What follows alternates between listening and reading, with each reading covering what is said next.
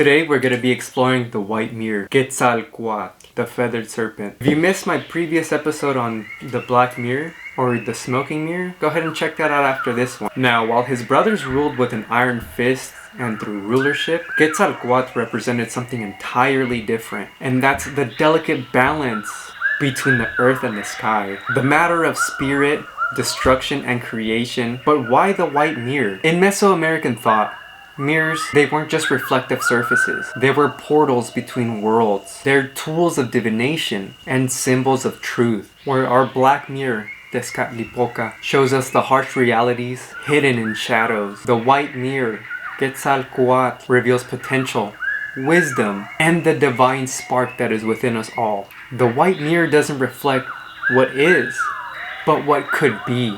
It's the mirror, or another mirror of transformation. The soul's journey from earthbound to transcendence. So, Quetzalcoatl, literally, feathered serpent, and it embodies the ultimate paradox. The serpent represents the earthbound, the primal, and the feathers represent the celestial, the spiritual, and the transcendent. In this single being, we see the marriage of opposites that define existence itself. As the god of Venus, both the morning and the evening star, Quetzalcoatl will guide the souls through death and rebirth. He is the patron of priests, the inventor of the calendar, and the giver of maíz to humanity, or corn. Or where the other Tezcatlipocas ruled through power, Quetzalcoatl ruled through wisdom and sacrifice. But here's what makes him so fascinating. Quetzalcoatl is simultaneously a cosmic force, and he's a deeply personal deity. He is the wind that brings the life-giving rain, but also the breath of your lungs. He is the planet Venus, but also the moment of his inspiration, when the knowledge becomes clear. In the great cosmic drama of the five suns, Quetzalcoatl played a unique role among his brothers, while the others took turns ruling the sun, often ending the ages with catastrophe. Quetzalcoatl and his approach was different.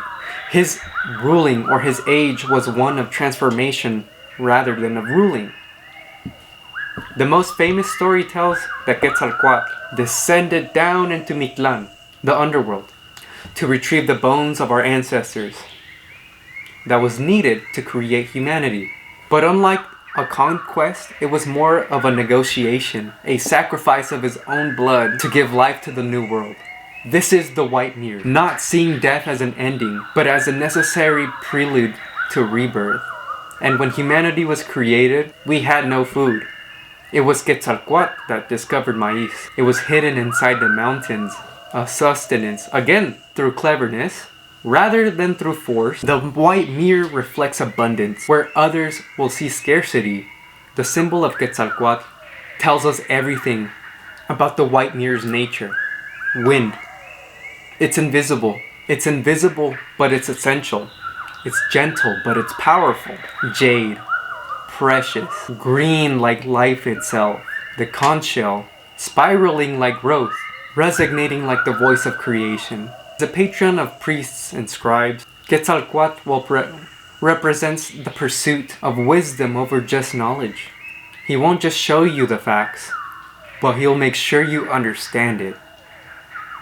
It's the difference between knowing what is fire and understanding its essence. It's the difference between knowing what is fire and understanding what it can do. So what does the white mirror mean for us? Quetzalcoatl will ask us to examine our own contradictions, our earthly desires, and our spiritual aspirations. How do we honor both our material needs and our possibilities for transcendence? The white mirror will challenge us to see the potential where others will find problems, to find the sacred in the ordinary, to find the magic in the mundane, to transform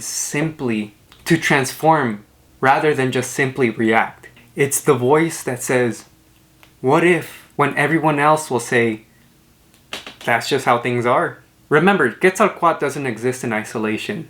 He's part of the eternal dance with his brother Tezcatlipoca.